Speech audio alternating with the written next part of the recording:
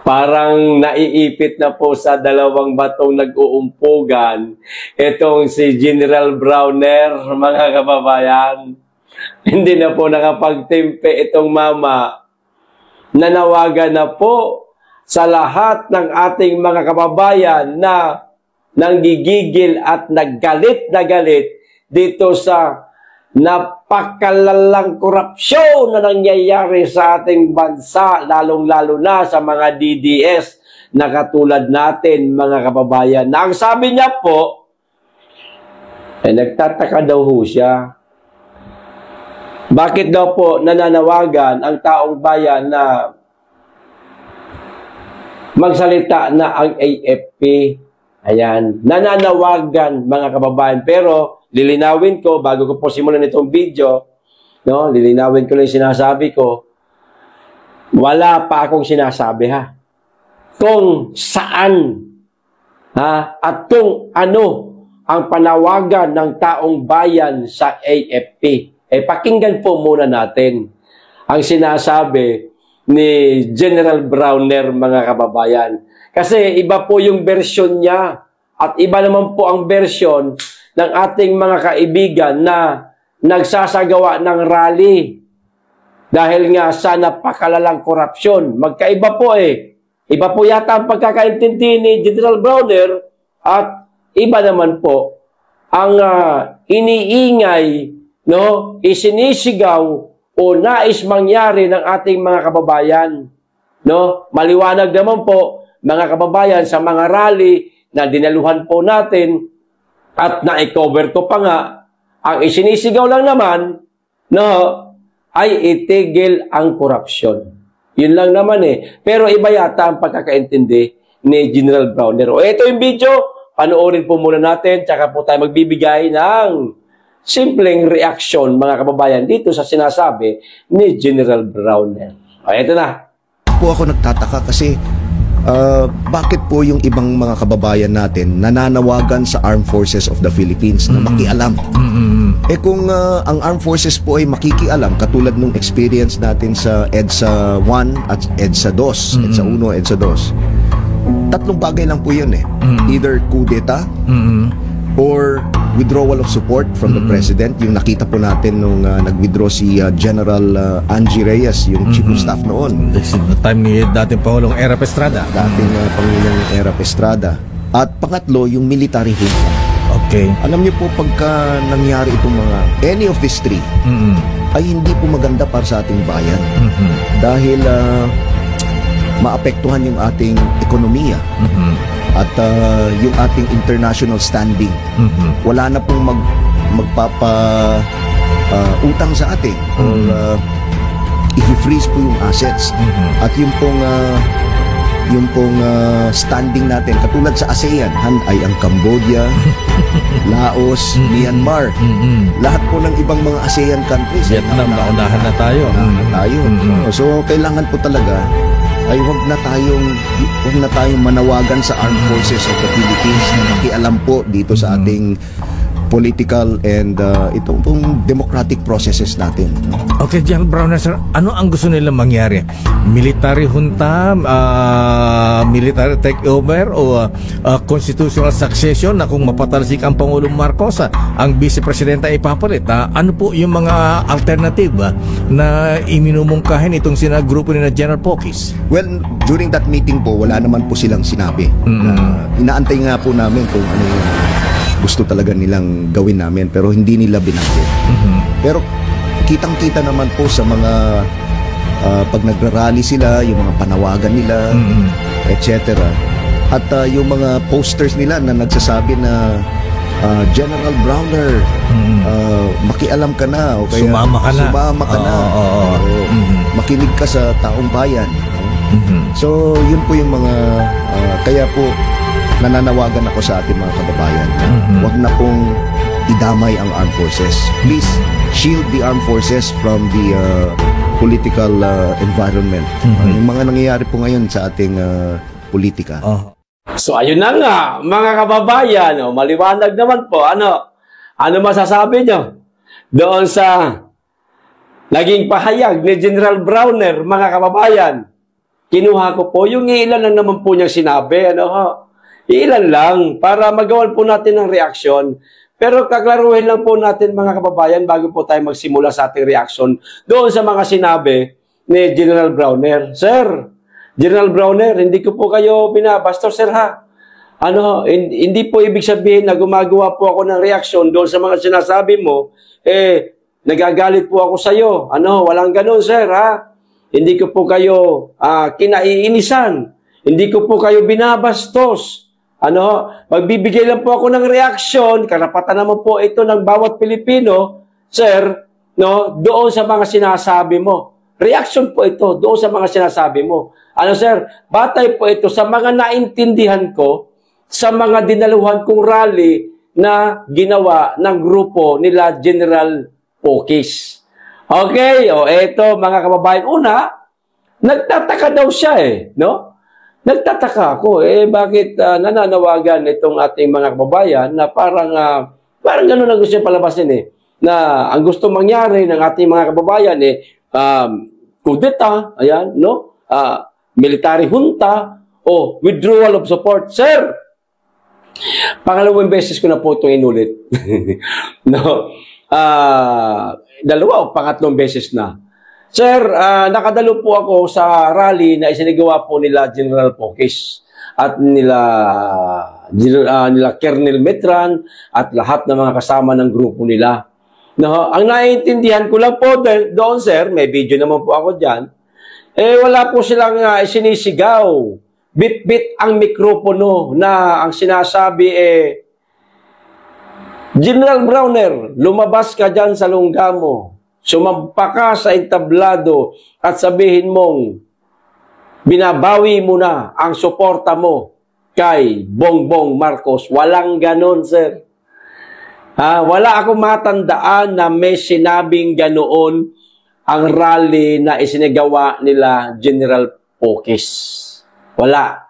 Ang pagkakaintindi ko lang, doon sa rally na yun, mula pa sa batasan, sa bagay, ang batasan, sa may batasan, ang target talaga nun, Sir Martin Romualdez. Kung nasisingit man, ang AFP, mga kababayan, hindi naman po ganoon katindi ang panawagan ng UPI. Mga kababayan?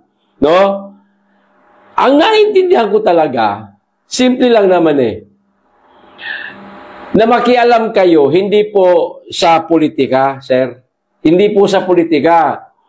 Kung kayo'y papanig sa mga DDS, kung kayo'y papanig sa mga loyalista, walang ganon.